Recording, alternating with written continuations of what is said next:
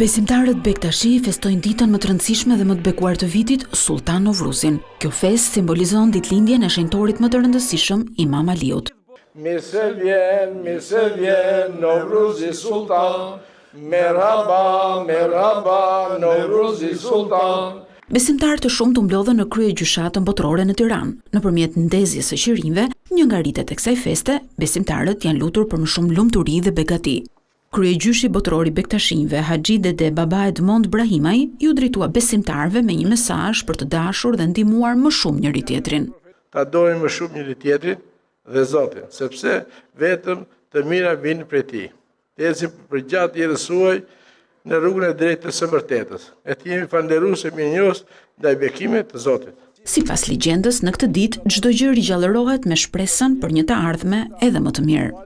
Përkujtojmë në këtë ditë shënuar Imam Aliun, në këtë ditë festive të ekuinoksit pranveror, një figurë të shquar të bektashizmit Imam Aliun, në këtë ditë të reflektimi të thellë shpirtëror të historisë së Imam Aliut dhe dashurie madhe që profeti Muhammed kishte për të, duke të kuptojmë se jeta e përkohshme materiale duhet jetuar duke bërë vepra të mira, duke treguar dashamirësi me njëri tjetrin dhe duke besuar në Zot.